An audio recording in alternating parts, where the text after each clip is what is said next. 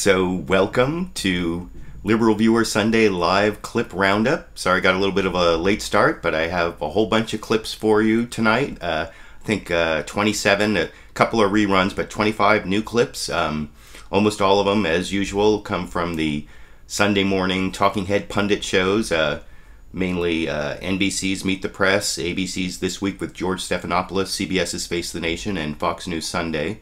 I do occasionally go to outside shows and quasi-news shows. I have a couple clips from last Friday's Real Time with Bill Maher on HBO, because this is his last show before he takes a summer break till like mid-September. So I wanted to get a couple last clips in from there. It would be one like in the middle and one at the end, but the two main topics, what I'll do is I'll show a whole bunch of clips, mostly from those Sunday morning shows. The two main topics are NSA spying. There are a couple like different stories having to do with NSA spying that happened this last week. Actually, kind of three different stories that I'll go into. And then after I do that, I have about a third of the clips at the end on the growing split in the Republican Party that may be leading up to the 2016 presidential race, even though that's quite a few years away at this point. Anyway, I'm glad I have so many people who were watching and posting comments already before I showed up, and I'm sorry I was a little bit late. Like I said, I was doing the clips right up to the last moment. I will be taking live comments at the end after I show all the clips. I'll be looking mostly for on-topic comments about the clips that I showed, so I'd like to get some live discussion going at the end after I give my commentary after each clip. So I want to get started. I said there were a few different stories that had to do with NSA spying this week. And the first one had to do with this big threat. The United States closed down like 22 embassies across the Middle East and North Africa, and supposedly there's a big threat emanating from Yemen and Al-Qaeda. And well, first I'll show here, they talked about it on all the Sunday morning shows, but here's like a summary of some of the more scary points from This Week with George Stephanopoulos on ABC. Was hosted by Martha Raddatz, who actually I think is a really good journalist, and she was having a little discussion with Jonathan Karl, who was reporting on what the White House was saying about this big threat, and you can see that in this clip. ABC News has learned this morning that the intercepted communications that led to the alert indicate terrorists are planning an attack that is going to be big and, quote, strategically significant.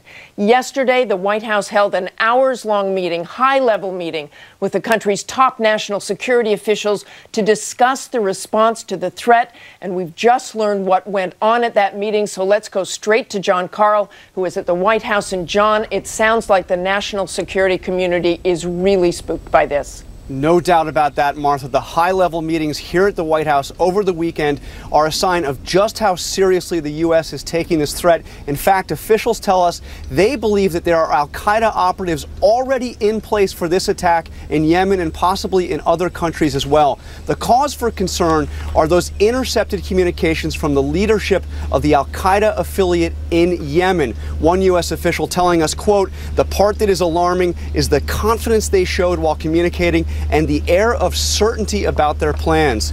The official tells us they even talked about their media plan for after the attacks take place.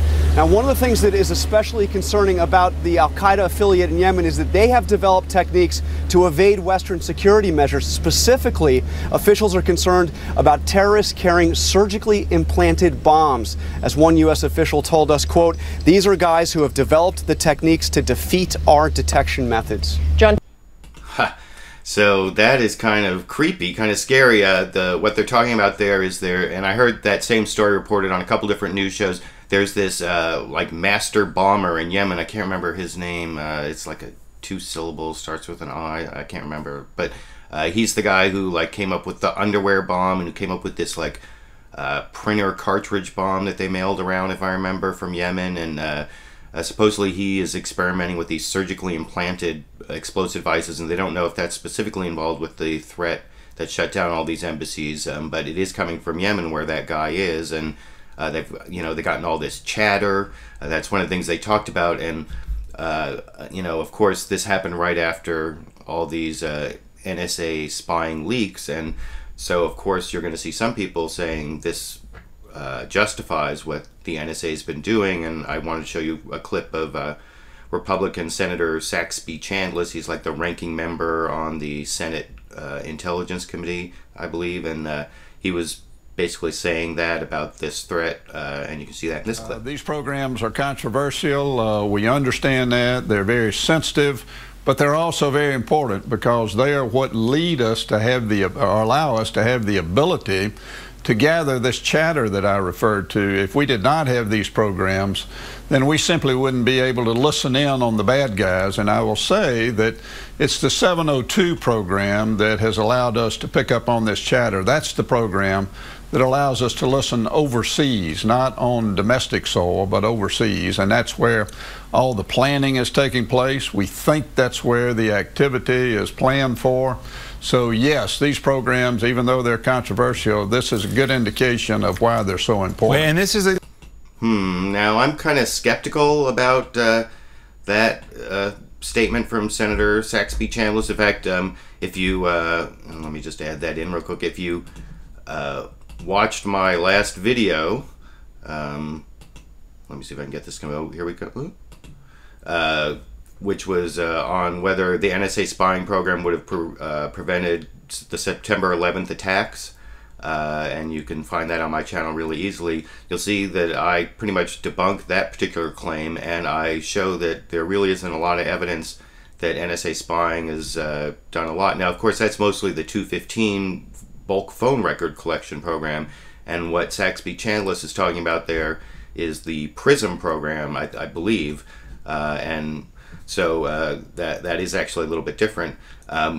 But the fact that this has come up right after all these NSA spying leaks did lead to the question asked in a couple different places on the programs this morning as to whether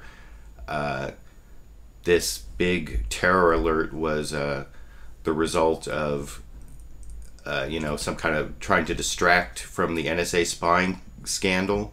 And Martha Raddatz kind of asked that question of Representative Dutch Ruppersberger, who is a Democrat who supports NSA spying. I've gotten a couple comments recently saying I never show Democrats who support NSA spying, and there's definitely a split in both parties. And so I wanted to show both to address that question and then to show a Democrat. Anyway, here it is in this clip. Reported this Saturday that some analysts and congressional officials suggested Friday that emphasizing a terrorist threat now is a good way to divert attention from the uproar over the NSA's data collection programs, and that if it showed the intercepts had uncovered a possible plot, even better. What's your response to that? Well, I am glad you raised that issue, because the bottom line is that the NSA's job is to do foreign intelligence. The whole purpose is to collect information to protect us. We have NSA people going to work every day. This whole purpose is to get information against terrorist attacks. And these people who work at NSA are hardworking people who follow the law. In fact, we have lost 20 members of the people working for NSA in Iraq and Afghanistan attempting to get information to help the troops. Now, this issue of metadata and that we're violating the law is just not true. That's absurd. We have checks and balances. But what Edward Snowden leaked. So yeah, I just want to show that that's the Democratic congressman who supports NSA spying, saying this whole thing's not a distraction. And of course, that by itself is not very persuasive. But I saw the same issue here, and as I've mentioned on some occasions, I can only load up 3 clips at a time here. So if you hear me clicking or see me a little distracted in between some of the clips, it's because I'm adding in the next clips. And one of the next one I'm going to show is from CBS's Face the Nation, Barton Gellman, who's one of the 2 journalists who broke the Edward Snowden leaks, along Glenn Greenwald did, but also the other journalist he talked to was Barton Gellman, who at the Washington Post and Time Magazine, he has a bunch of different titles, but he was actually asked over on Face the Nation basically the same question by Bob Schieffer as to whether, is this whole thing this big threat across in the Middle East and North Africa, is it a distraction from the NSA spying scandal, or is it a real threat? and here, let me just finish loading this up here. And you can see how journalist Barton Gellman, who is much more believable on this issue, answered that question here. People will say, you don't suppose they're making more of this threat than it really is because they want to make the point that this is what they do? I don't have any reason to think that. One reason to doubt it is that the French and the British are also closing embassies, in particular in Yemen, which is a much narrower slice of their diplomatic world than the whole North African front from the U.S., but they also are taking the threat seriously, and the French are not especially enamored of what's been said recently about the NSA. So yeah, I find that statement from Barton Gellman, the more liberal journalist who helped break the Edward Snowden leak story, I find that more believable than from that Democratic congressman. What was his name? I actually hadn't heard of him before. I saw Ruppersberger, Congressman Ruppersberger. He said it wasn't a distraction, but. So I wanted the second big story having to do with NSA spying that broke in this last week is that Edward Snowden actually got asylum, or 1 year of asylum in Russia, and that produced kind of a backlash from the Obama administration and from some other people in the United States saying it's going to hurt U.S.-Russian relations. And one clip, I think all four of those Sunday morning talking head shows that I watch showed the same clip from Senator Chuck Schumer reacting to Vladimir Putin giving the 1 year of asylum to Edward Snowden. Anyway, and you can see that here. Say leaker Edward Snowden. Russia has stabbed us in the back, and each day that Snowden is allowed to roam free is another twist to the knife. So yeah, that same clip from Chuck Schumer was on all the Sunday morning shows about it's a stab in the back and each day is a twist of the knife. And then in terms of, that's kind of rhetoric, but Chuck Schumer also had, here, let me add in one more clip that goes along with this. Chuck Schumer also had a policy outcome or an Obama administration policy change he wanted to see based on what Vladimir Putin did. And he said that a little later on Face the Nation, talking to Bob Schieffer this morning in this clip. Yep, I would urge the president to cancel the bilateral summit he's having with Mr. Putin. President Putin's behaving like a schoolyard bully, and in my experience I've learned unless you stand up to that bully, they ask for more and more and more, and he's always going out of his way, President Putin is, to seem to poke us in the eye, whether it's in Iran, in Syria, now with Snowden. So I would urge the president not to go forward with the bilateral meeting next month. That would give Putin the kind of respect he doesn't deserve at this point in time. I'd also urge the president to try to urge our allies, if it were possible, to move the G20 summit away from St. Petersburg. Some of them may not want to do that. The G20 summit's important, but certainly on our own end, for the president to meet with Putin in a one-on-one meeting later this month would give him respect he doesn't deserve after all he's done.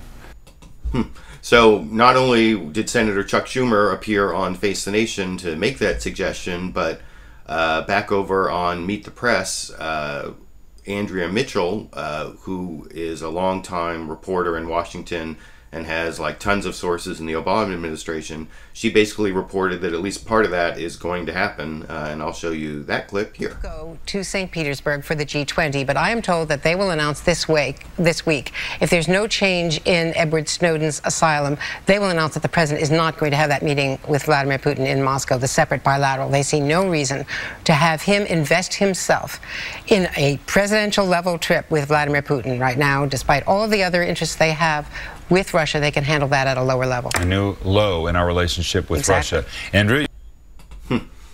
So yeah, it seems like the Obama administration is at least not going to have the bilateral meeting with Putin, and whether the whole G20 thing is going to happen, that is less clear. But just because of Edward Snowden, There's not going to be a bilateral meeting. Well, I guess I shouldn't say not just because of Edward Snowden, because Chuck Schumer mentioned a whole bunch of other things Russia's done to kind of, what did he say, try to poke America in the eye or whatever. So that was first there was the big threat across the Middle East and North Africa. That was kind of the first NSA-related story from the last week. And then there was the second story about Edward Snowden getting asylum and the Obama administration's reaction, and it looks like they're at least not going to meet with Putin. And then I'm going to add up the beginning clips. The third breaking story on NSA spying this morning, actually Glenn Greenwald, the other journalist who got leaks from Edward Snowden, he broke a new NSA spying story.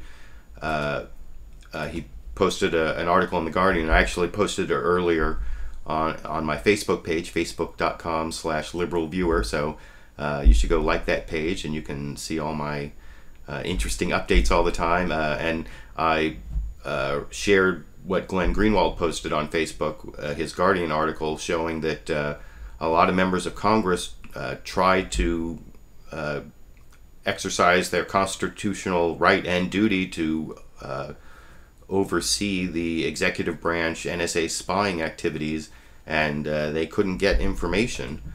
Let me see here. Do I have these in the right order? Hold on, I gotta, excuse me real quick while I, yeah, I do have these in the right order. Let's see, Congress can't get it. Yeah, I actually, 8 and 9 I think are out of order. Okay, so the first clip I wanted to show was Glenn Greenwald just in general saying, and I think I have these in the right order now, saying that Congress is not able to get information, basically summarizing what his article in The Guardian, the breaking news that, from this morning, what it says, and you can see that in this clip. Members of Congress, members from both political parties, actually came to us and showed us all kinds of letters and emails that they've been exchanging in which they're trying to get the most basic information about what the NSA is doing and spying on American citizens, and what the FISA court has been doing in terms of declaring some of this illegal, some of it legal. Remember, we keep hearing that there's all kinds of robust oversight by Congress, and we need not worry, and yet these members of Congress, one of whom is Morgan Griffith, the Republican from Virginia, the other Alan Grayson, the Democrat from Florida, showed us, and we're publishing this morning, very detailed letters trying to get this information, and they're being blocked from getting it, and they've said, and other members have said, that they are forced to learn about what the NSA is doing from what they're reading in our reporting. So I guess members of Congress shouldn't be learning about NSA spying programs from newspapers. They should be conducting oversight, and he actually talked about a very specific instance of what the information they were trying to get a little later on there. There's this, the FISA court, the Foreign Intelligence Surveillance Act, sets up this secret court that's supposed to give judgments on what kind of NSA spying the government, the executive branch, first the Bush administration and the Obama administration, what they can engage in. But the problem is it's been like this secret court, and 10 of the 11 justices, the justices of the FISA court are appointed by Chief Justice of the Supreme Court John Roberts alone.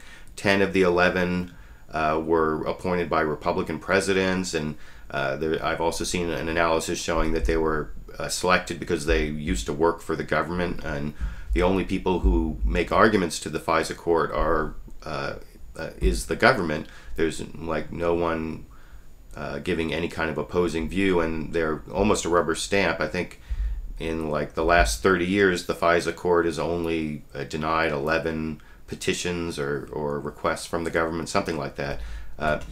Anyway, so Glenn Greenwald was talking specifically about this secret FISA opinion, FISA court opinion, saying that the NSA spying actually violated the Constitution and went beyond the law, and that these congressmen couldn't get access even to that 86-page FISA court opinion, and I'll show you that clip here. I think the most amazing thing, one of the most amazing things in this whole episode, Martha, is that there's a 2011 opinion, 86 pages long, from the FISA court that ruled that much of what the NSA is doing with spying on American citizens is both unconstitutional, in violation of the Fourth Amendment, and illegal, a violation of the statute. This opinion remains a complete secret. The FISA court has said they have no objection to having it released, but the Obama administration insists it has to be secret. Both members of Congress and others have been requesting simply to read that court opinion, and the Intelligence Committee that is led in the House by Mike Rogers and Dutch Ruppersberger, who represents the NSA district, receives all kinds of cash from the defense and intelligence agencies, industries, have refused to allow them access. That's extraordinary, to have a court opinion ruling that our government violated the Constitution and the law. And not only can't we read it, but neither can our representatives in Congress. Edward. So, yeah, so that was the specific piece of the NSA spying, or the whole NSA spying scandal that was broken this morning in The Guardian by Glenn Greenwald, saying that these Congress people could not get access to this court 86-page opinion from the Foreign Intelligence Surveillance Court, saying that NSA spying violated the Constitution. And not only, like you said, not only can the citizens not get it, but members of Congress can't get it. And one of the people he said was blocking it was that Democratic Congressman Dutch Ruppersberger, if I got his name, Dutch Ruppersberger, and so since he was on after Glenn Greenwald on This Week with George Stephanopoulos, hosted by Martha Raddatz this morning, she specifically asked him to respond to what Glenn Greenwald said, and I thought it was interesting. It was kind of a non-denial of the specific allegation that Congress people couldn't get a hold of this 86-page opinion from the Foreign Intelligence Surveillance Court, and you can see that when she in the clip right here. I want to start with you, Representative Ruppersberger, because Sure. Glenn Greenwald mentioned your name specifically. Are efforts being thwarted in trying to get information for members of Congress? We have rules as far as the committee on what you can have and what you cannot have. However, based on that statement I just made, is that since this incident occurred with Snowden, we've had 3 different hearings for members of our Democratic caucus and of the Republican caucus, where General Alexander has come with his deputy, Chris English, to ask any questions that people have as it relates to this information. And we will continue to do that, because what we're trying to do now is to get the American public to know more about what's going on, that NSA is following the law, and that we have checks and balances. We have the courts. We have both the Senate and House Intelligence Committee. We have Justice Department. We have checks and balances here to make sure that NSA does not violate the law in what they're doing. And you know, since these 2 programs have come into effect, especially the metadata, there has not been one incident of any member of the NSA breaking any law whatsoever. But I want to start with you, Representative Rupert. So, I'm sorry, that kind of looped there. But yeah, you can see there that Representative Ruppersberger there didn't deny the specific allegation from Glenn Greenwald that Congress people could not get hold of this secret opinion from the Foreign Intelligence Surveillance Court.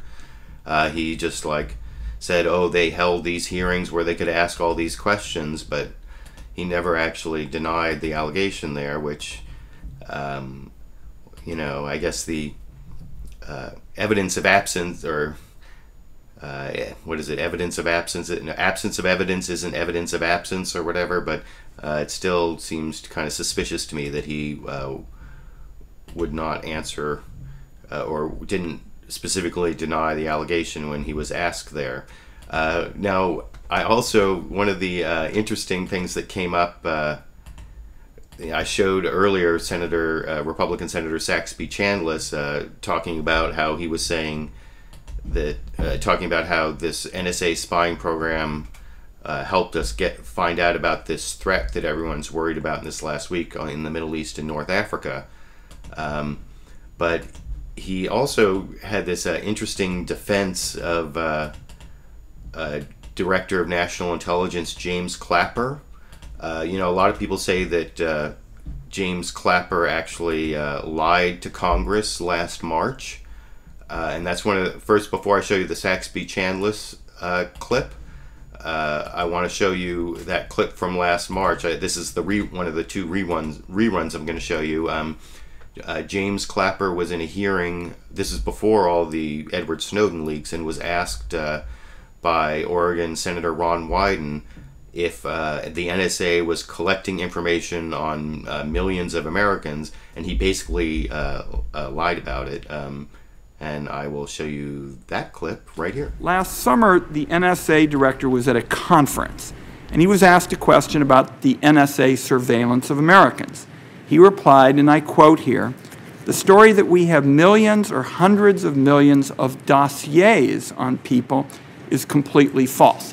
The reason I'm asking the question is, having served on the committee now for a dozen years, I don't really know what a dossier is in this context. So what I wanted to see is if you could give me a yes or no answer to the question, does the NSA collect any type of data at all on millions or hundreds of millions of Americans? No, sir. It does not? Not wittingly. There are cases where they could inadvertently, perhaps, collect, but not wittingly.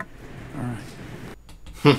Now, what I love about that clip is the way James Clapper's like rubbing his head there. And as I said when I first showed that clip, I think on a LiberalViewer Wednesday episode, I don't think that guy should be playing poker. He has a big tell there when he's not telling the truth. But Senator Saxby Chambliss, back over on, I believe it was Meet the Press, was asked or actually brought up this issue. And he said he wasn't defending James Clapper, but then, of course, he went on to defend. He went on to defend James Clapper, Director of National Intelligence James Clapper, in this clip. And I'm not going to defend General Clapper there. He can defend himself. But the fact is, Senator Wyden knew the answer to that question when he asked it. He knew that he was asking about a classified program. And yet he still asked the question. It put the general in a very, very difficult position. Now, I'm not really sure it put James Clapper in that difficult position. All he really had to say, and I said this back when I showed that clip the first time, is if I'm going to answer that question or to give an accurate answer to that complicated question, I need to go into closed session or something like, I mean, he could have said a lot of different things other than lying to Congress, although, well, whatever. I thought that was interesting. I wanted to show that clip of Saxby Chambliss there defending James Clapper with a sort of blaming Ron Wyden for asking the question rather than James Clapper for giving the dishonest answer there.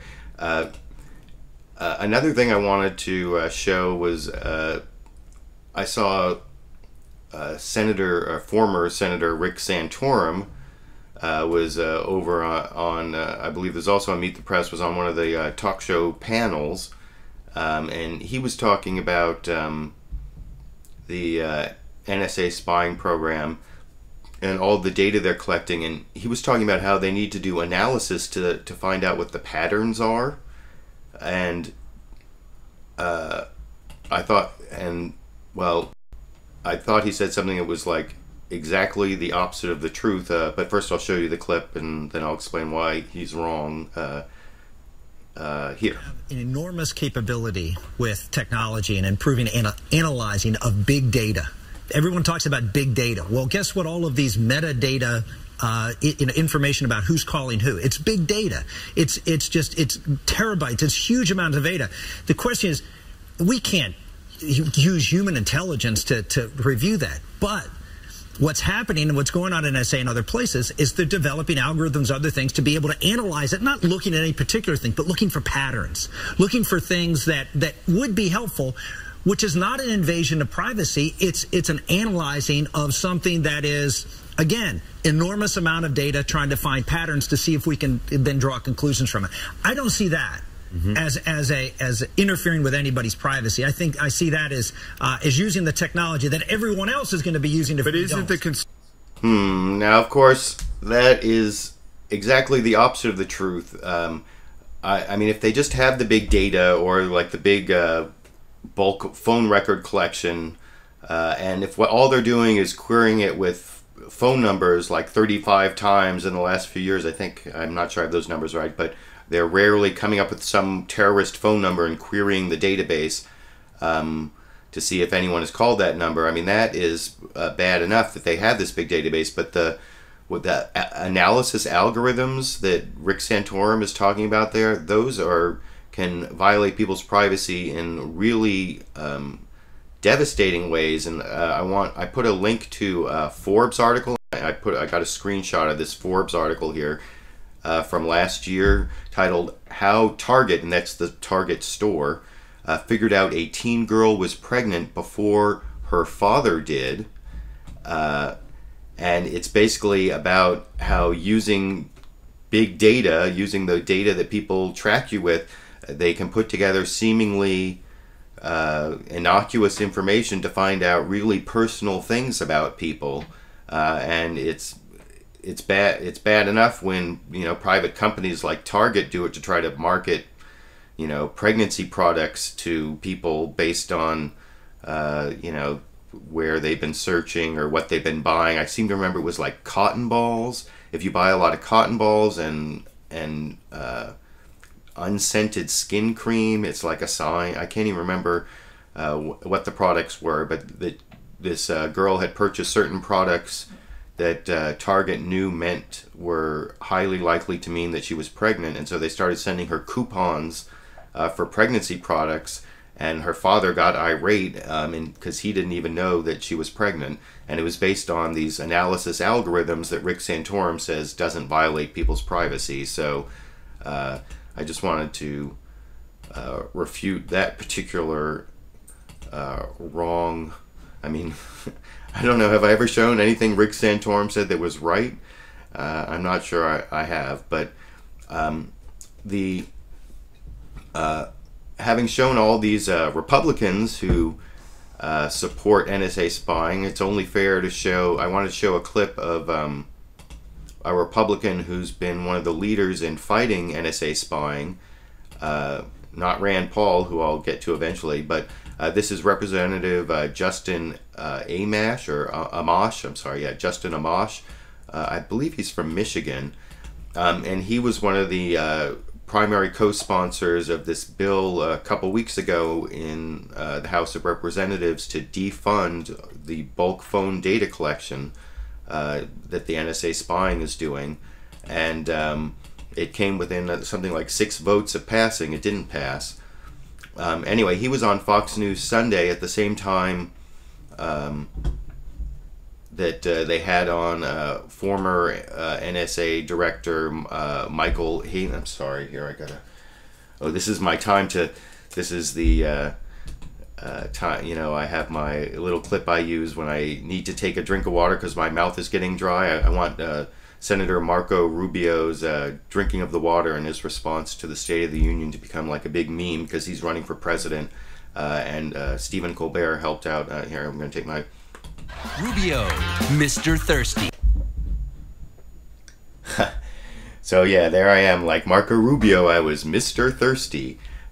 So anyway, I'm sorry for the distraction there, but yeah, I wanted to first show Representative Justin Amash was on Fox News Sunday, and along with Michael Hayden, and they had a big debate about whether the NSA spying was useful or not. Well, I'll get to their big debate in a minute, but first, I thought he had a great reaction to the national security threat and whether it showed that his attempted amendment to get rid of NSA spying, bulk phone record collection, whether in this dangerous world that was justifiable. Anyway, here's what Republican Representative Justin Amash said about that on Fox News Sunday here. It's precisely because we live in this dangerous world that we need protections like the Fourth Amendment to the Constitution.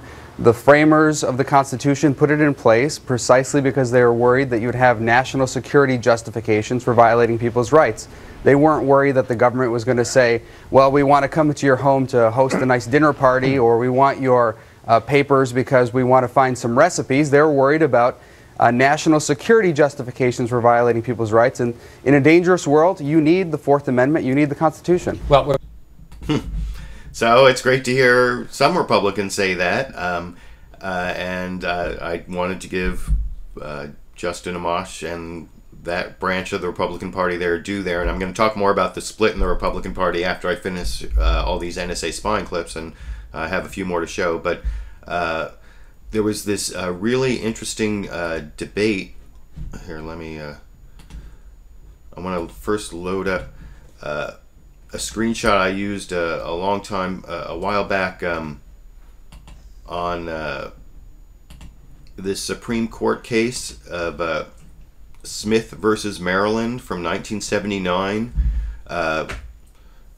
which basically held, the facts are this, you can see it there, I think. The telephone company at police request installed at its central offices a pen register to record the numbers dialed from the telephone at petitioner's home. Prior to his robbery trial, petitioner moved to suppress all fruits derived from this pen register. Anyway, and the Supreme Court ruled that because they installed the pen register at the offices of the phone company, he didn't have any expectation of privacy in, business records, basically the phone calls he was making. And they weren't listening to his phone calls, but and that's why it's applicable here. They were just recording the phone numbers he called, and they weren't in his house, they were over at the phone company. And anyway, and I've mentioned this in previous episodes, Michael Hayden, who was on with Representative Justin Amash, and Michael Hayden was former NSA spy, CIA, I'm sorry, I don't have his exact title, but he was a former big NSA CIA spy guy, involved in all this NSA spying. I think he was actually in the CIA director, whatever. I apologize for not having his exact title. But he brought up this Supreme Court case as justifying what the NSA bulk phone record collection, and you can see that in this clip. Chris, it would have turned the program on its head. Look, this isn't this program, the metadata program that we're talking about here, isn't about targeting Americans. It's about trying to decide with the lightest touch possible who in America, legally, operationally, ethically, should be targeted for increased interest from the FBI or from our intelligence services. Look, this is metadata, business records. The court has held it would have turned the program on its head. Look, this isn't this program, the metadata program that we're talking about here, isn't about targeting Americans. It's about trying to decide with the lightest touch possible who in America, legally, operationally, ethically, should be targeted for increased interest from the FBI or from our intelligence services. Look, this is metadata, business records. The court has held it has no expectation of privacy. And therefore, what the agencies have done is to go down this path, frankly, informing members of Congress. I read the letters that were released this week in 2009 and 2011 that specifically invited members of Congress to come read what the government was doing, and the phrase in the letter was bulk metadata collection. All right. I love that last part there where he says, well, we inform members of Congress that we're engaging in bulk metadata collection, and so of course they should have known what we're doing. And I'm trying to think, how many members of Congress have any idea what bulk metadata collection means? I actually happen to know the metadata phrase because of this case I was involved in, like this lawsuit I was involved in several years ago, and I had to do this discovery request and try to get all the metadata about the emails, which is basically where to and from, it's like the header information. So I was actually familiar with that term, but I think a lot of members of Congress, if they got a notification saying that they were doing bulk metadata collection, that would not set off red flags because they would have no idea what that was.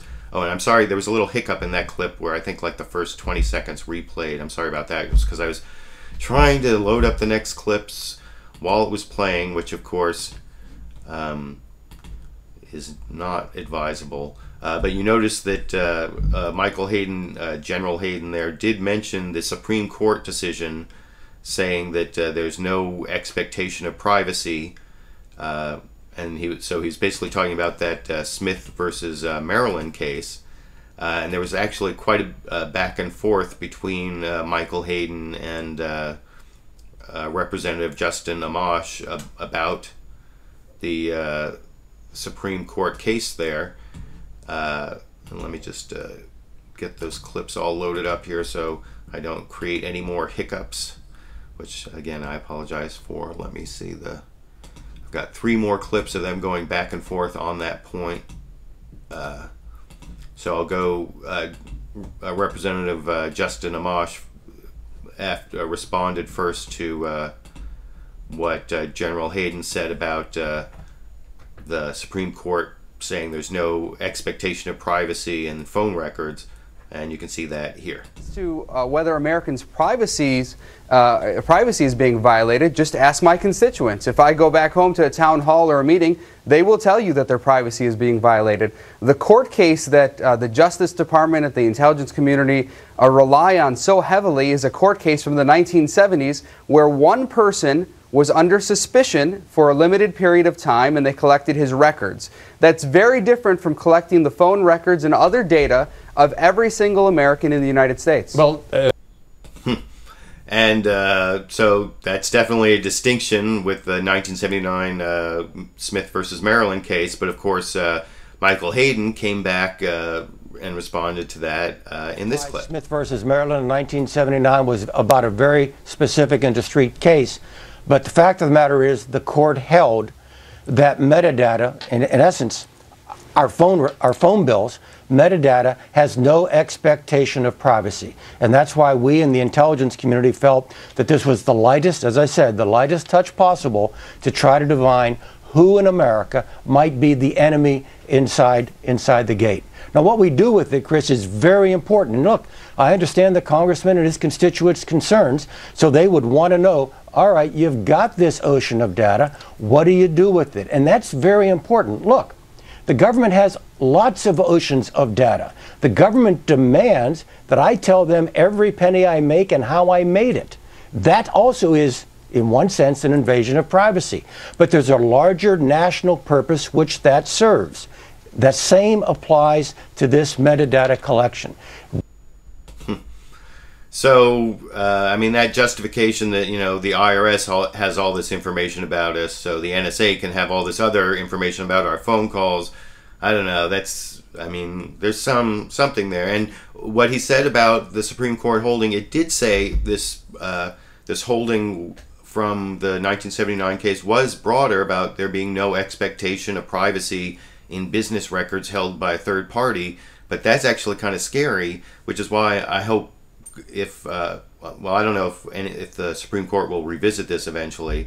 I mean, there's an ACLU lawsuit against this program. There have been several, and there's a new one that was filed like a week after the latest Edward Snowden revelations, specifically about the Verizon order that was the first big revelation that showed this bulk phone record collection.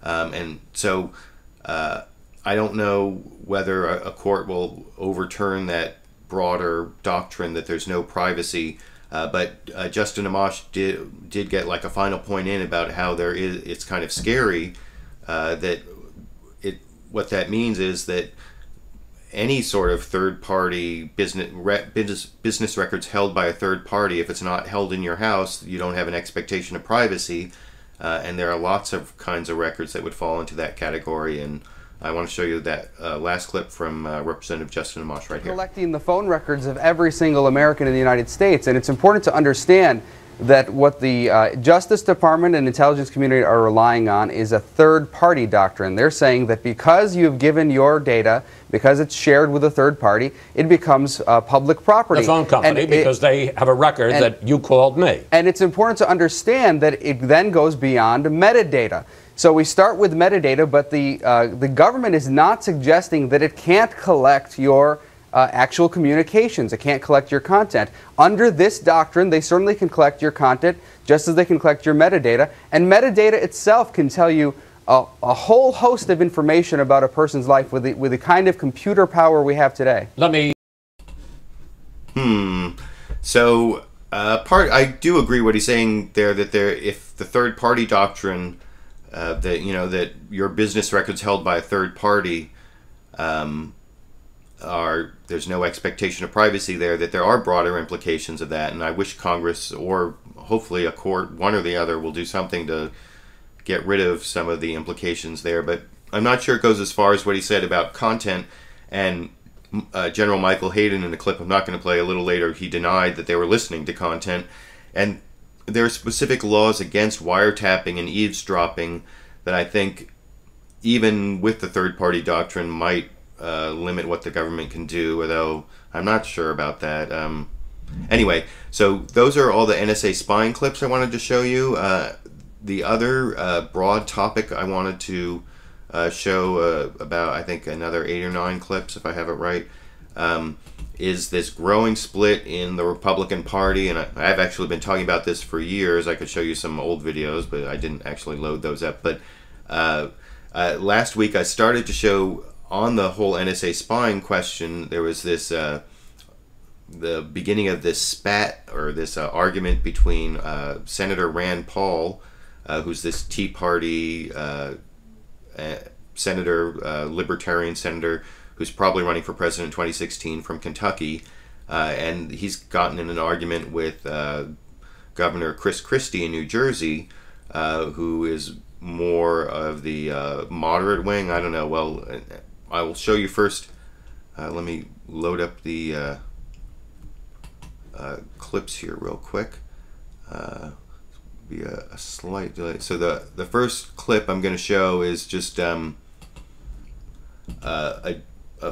few clips from Rand Paul and Chris Christie, clipped together by ABC this week with George Stephanopoulos, and then leading into their conservative commentator George Will talking about the importance or the meaning of libertarianism, what the libertarian wing really means. And I think he's kind of speaking for himself. He believes that he is in the libertarian wing of the Republican Party, I guess.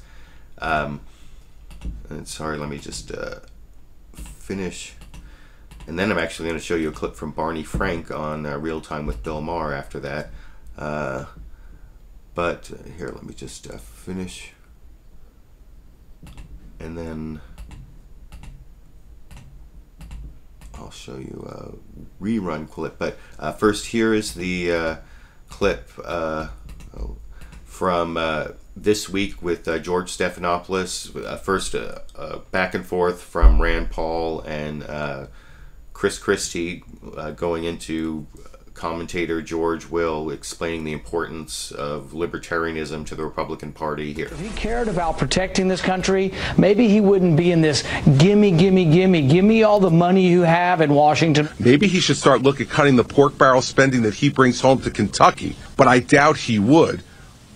Because most Washington politicians only care about bringing home the bacon. This is the king of bacon talking about bacon. If we can sit down, I'm inviting him for a beer. I don't really have time for that at the moment. Good for the Republican Party? Well, actually, there is a rising libertarian stream that Chris Christie has said is a very dangerous thought. So let's be clear about what libertarianism is and what it isn't. It is not anarchism. It has a role for government. But what libertarianism says, it comes in many flavors and many degrees of severity. It basically says before the government abridges the freedom of an individual or the freedom of several individuals contracting together, that government ought to have A, a compelling reason, and B, a constitutional warrant for doing so. Now, if Mr. Christie thinks that's a dangerous thought, a number of people are going to say Mr. Christie himself may be dangerous.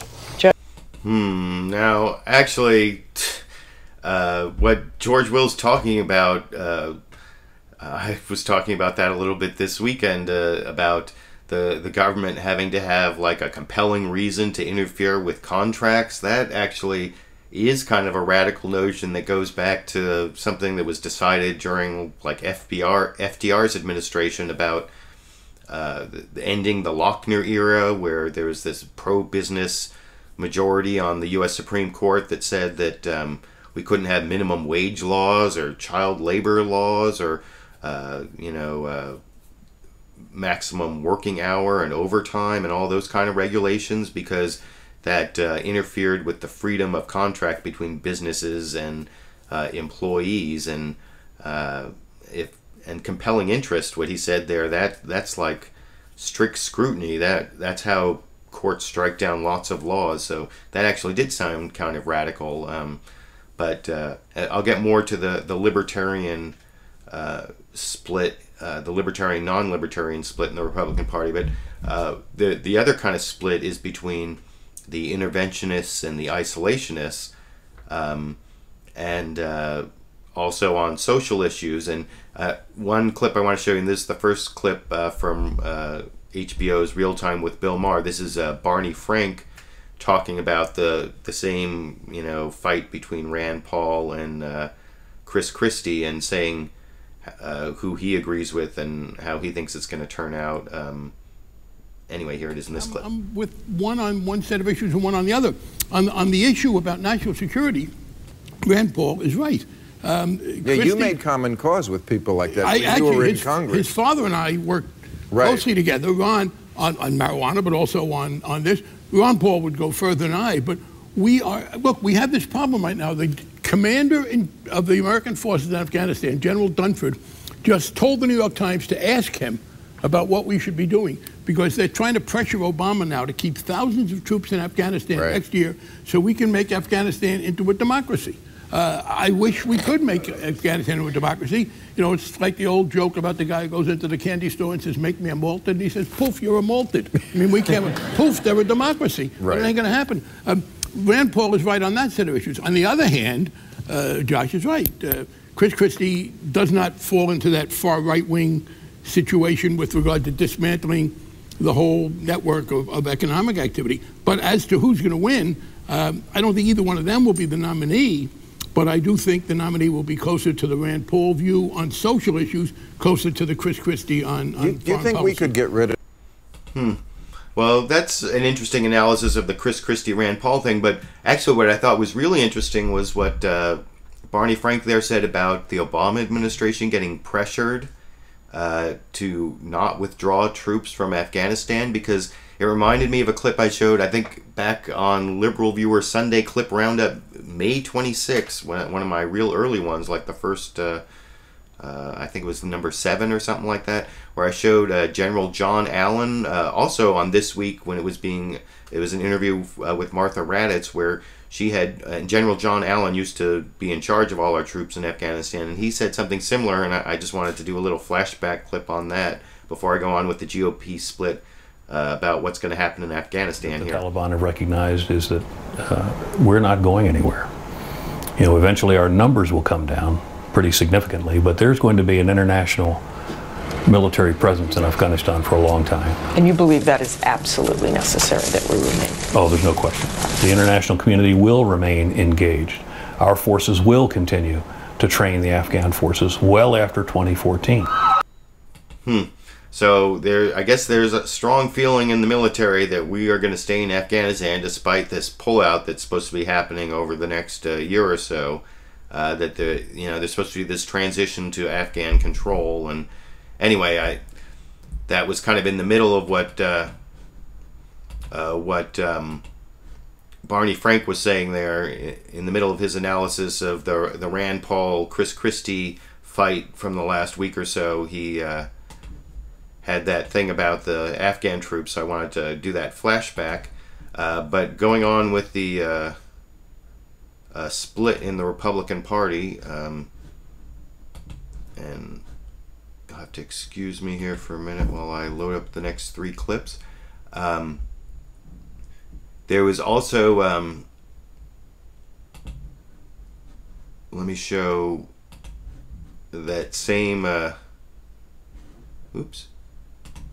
It's going to take me a minute to load up all 3 clips so that I can kind of go through them a little smoothly here. But the first one I'm going to show is from Meet the Press, and it's going to show Dan Balls kind of talking about what's coming up, and then it's also going to show former Republican Representative Congressman Joe Scarborough, who now does a morning show on MSNBC, and also Rick Santorum is going to be in there, and it kind of leads into this talk about how Rick Santorum is gearing up to actually be a Republican candidate for the 2016 presidential primaries or presidential election. But here, I almost got all three of the next clips loaded up. So yeah, the first clip on that I will kind of speaks for itself. I'll show you starting with the Dan Balls clip that you can see here. Rand Paul's views, particularly on foreign policy, are alarming to a lot of people in the Republican Party who are internationalists, who tend to be interventionists, who believe in a muscular foreign policy. And what you've seen is the first of what is clearly going to be a long series of clashes about the direction of the party. Cue up Joe Scarborough. Well, yeah, but it's not just the Republican Party. Yeah. Hillary Clinton has a much different worldview. She's almost a neocon, dare I say. She has a much different worldview than, say, Pat Leahy. So there are going to be those battles going on in the Democratic Party. I think Rick and I agree probably on a lot of economic issues. I think on foreign policy, I'm a little closer to the Rand Paul camp. And I would guess you're a little closer to the Chris Christie camp. But Chris is closer to me. Chris is closer to you, exactly. Exactly. Already prepping for 2016. I love it. Right. So, yeah, that's back on the split on, and that's not so much the libertarian split as it is the foreign policy split that's going on in the Republican Party. And then there's also this split on immigration, and Paul Ryan actually sort of committed to the House of Representatives addressing a path to citizenship in comprehensive immigration reform, and that's the big split in the Republican Party on immigration, whether it's just going to be border security or whether they're actually going to have a path to citizenship. And you know, the Senate passed a bill that had both, and now it's up to the House of Representatives. And Paul Ryan earlier this week said kind of committed to a path to citizenship, and you can see him talking about that. I believe it was on Face of the Nation. Well, we'll see when we get to the clip, but he kind of talked tough on it's not amnesty and there's all the stuff they got to do, but he is for a path to citizenship, so he represents that wing of the Republican Party here. And when it comes to the undocumented, to people who came here illegally, we want to give people a chance to get right with the law while respecting the rule of law, and that means not doing an amnesty. So we've got specific ideas that we're looking at on how to get people to come and get right with the law. That means go on probation. You have to do certain terms of probation, and it's a one-strike policy if you don't meet the conditions of your probation. Pay fines, pay back taxes, get a background check, learn English, learn civics, and then make sure that we independently verify we've actually secured the border. We have our interior enforcement provisions like E-Verify and a visa tracking system in place. Then and only then can that person get a legal work permit. No special pathway. And if a person in this situation wants to get in line to get a green card, they can get in the line like any other immigrant, only at the back of the line. Because we want to be fair to that legal immigrant who did everything right in the first place. We think that's the right way to go. That's the opposite of amnesty. And more importantly, Bob, this kind of step-by-step approach, I think will better guarantee that we're not in the same mess 10 years from now, which is exactly what happened the last 2 times we did immigration reform. So we want to get it right, and we want to do what's right for national security and for economic security. And our motivation is not what's good for us politically, because if we just think like that, we're not going to do this the right way. All right. So, yeah, he talked real tough there on everything that he, you know, wants to, all the restrictions he wants to put on it, but he did commit to a path to citizenship. And then Eric Cantor, who's also in the leadership in the House, Republican leadership in the House, was asked about Paul Ryan's commitment to a path to citizenship on Fox News Sunday, and he, you know, he kind of wiggled around it, and this is kind of a longer clip, I think, but he wouldn't commit to a path to citizenship, so that kind of shows the split, as you can see in this clip. Left. Immigration. Congressman Paul Ryan says the House will vote this fall, he suggested, as specifically as October, on a bill to provide 11 million illegal immigrants that are already in this country with legal status. Take a look. It's a system that gets people right with the law, where they have a probationary period where they have to pay taxes, pay a fine, learn English, learn civics, and get right with the law. Question, are you committed to a House vote this fall on an overall path to legalization? We have not made any announcements as to the schedule yet as to how this will come forward. What I can tell you, Chris, is we've said we are not going to be bringing the Senate bill up. We don't believe that that's the right path towards an immigration reform bill. I think the House has also indicated that we're going to take a position on this. We know the system is broken. We want to fix it. And so, as you know, our committee, the Judiciary Committee in the House, headed up by Bob Goodlatte, my colleague from Virginia, has already taken action on bills having to do with temporary worker permits. But we're running out of time. A simple yes or no. Are you committed to a vote this year on a path to legalization? We will have a vote on a series of bills at some point, Chris, and it will deal with a variety of issues. We will have a vote at some point on bills that will deal with a variety of issues. Is that what he said? So I guess that's a no. He will not commit to any kind of he won't commit to a vote on a path to citizenship. So I have just a few more clips. I'm getting I'm already at the hour mark here, but I have 3 more clips I want to show you here. The first one is the first 2 are back on the libertarian wing of the Republican Party in this split. And then there's one bonus Bill Maher clip on campaign finance that I want to criticize. Let me load that last one up here.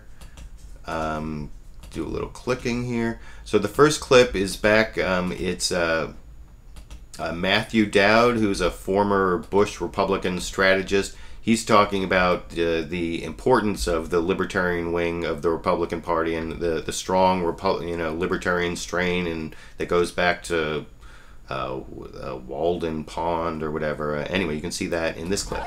Republicans and Republican leadership and the establishment has to be very careful about attacking libertarians, I think, in this country generally and in Republicans specifically. This is not just a libertarian movement in a country that started in the last 10 years. I was out at Walden, and I was at this past week, had been reread Thoreau, who's basically the father of libertarianism in this country at a time of great change. Libertarian has existed in this country. Ronald Reagan described libertarianism as at the heart of the conservative movement of this country. I think you have to be careful, you have to be compassionate, you have to have some sense of living in government, but I think in the end who benefits the most from this is Rand Paul, because he represents a very strong rising movement in the country and in Republicans. I think he benefits from the Democrat. So I guess that's one view, but then also Neera Tanden was in that same discussion. She's head of the Center for American Progress, which is sort of a liberal think tank, I think kind of with the Hillary Clinton wing of the Democratic Party, if I remember. Anyway, or leftover Clinton people. But anyway, here's what she said about libertarianism. Libertarianism this week has demonstrated a lot of problems. When you've seen the strain in Congress, what's really happening is it's nihilism. I mean, it's the libertarian wing of the Republican Party is what's driving these debates, which are ensuring that the Congress can't act. Boehner is being defeated again and again within his party. The unique moment we're in is that there are so many ruptures, national security issues, what the role of government is, food stamps, a whole slew of issues over the last several weeks where we've seen Republicans actually unable to govern because the basis of their party, the Tea Party, is really driving them to be able to say no to anything.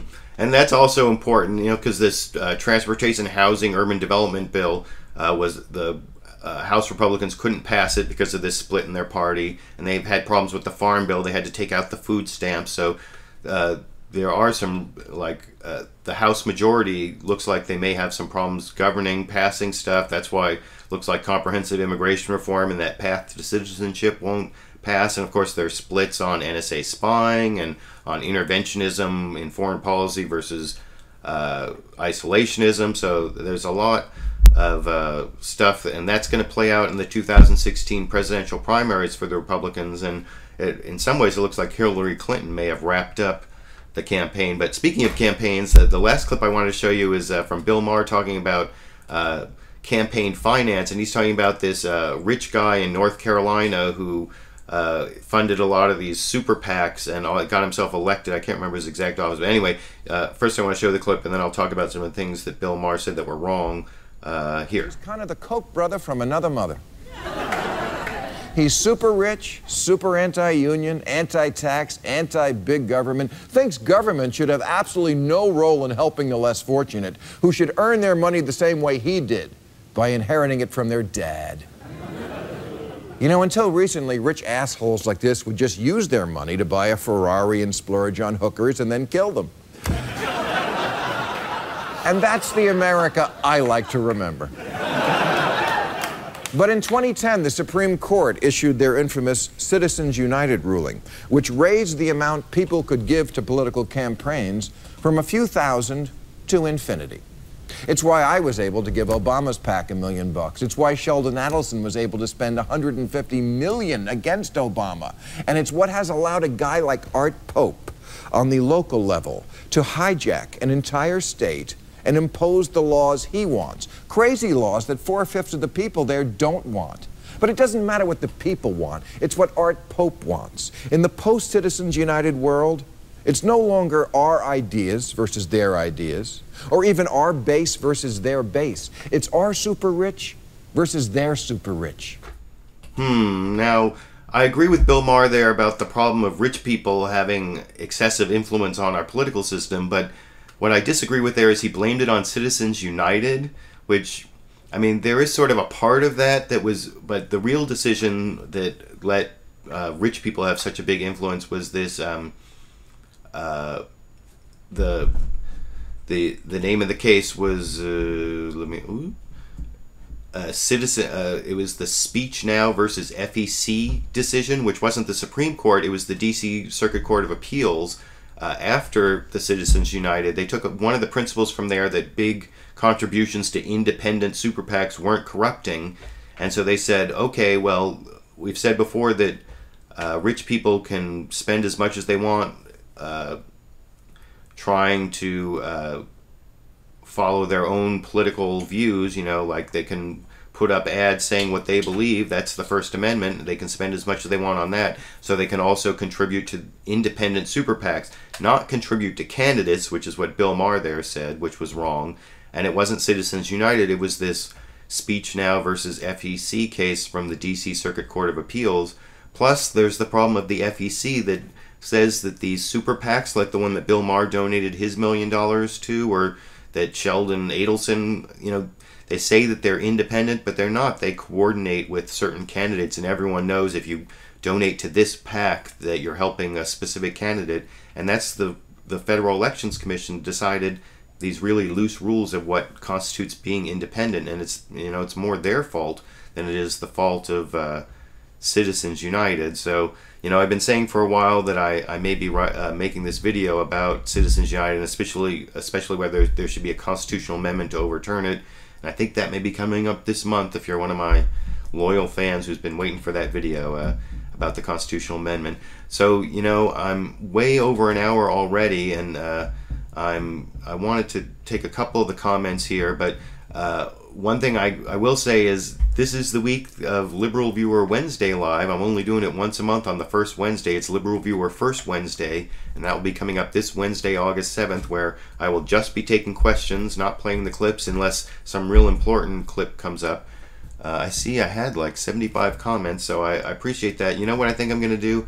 I think I'm going to go through and actually answer some of those questions in the comments section. I'll go through and give you some text answers because I'm way over time and I want to finish up here, but well, maybe I'll look at one. Or is anyone talking about, let's see, anyone asking any questions? Oh, former director, CIA, NSA overall spy guy. Okay, you're making fun of my title for Michael Hayden. That's fair because I couldn't remember what his exact title was. Yeah, the Foreign Intelligence Surveillance Court, as if it had any jurisdiction over domestic to domestic spying. Yeah, well, that's the FISA Amendments Act. That was from Hapalia said. Let me see. Anything else I can answer real quick? Does he, Rockley, on the immigration, I guess Paul Ryan, does he really think that immigrations that have been here for, let's say, 10 years would actually do all that? Well, you know, you'd be surprised at what people will go through to get U.S. citizenship. So, yeah, I'm sorry I answered a few questions or responded to a few comments there, and I'm going to go through in the next day or so, and I will actually post text answers to several comments to make up for not getting a lot of live discussion. But I appreciate all you who showed up. It looks like I had over 100 people most of the time, and I appreciate that. And like I said, LiberalViewer first Wednesday live is coming up this Wednesday, August 7th, where I'll just be taking your questions. So thank you for joining me. And I'm going to be signing off. Have a good end of your weekend and beginning of your week, especially my European viewers out there where it's Monday already. Sorry about that. Okay, Sandy, where'd you go?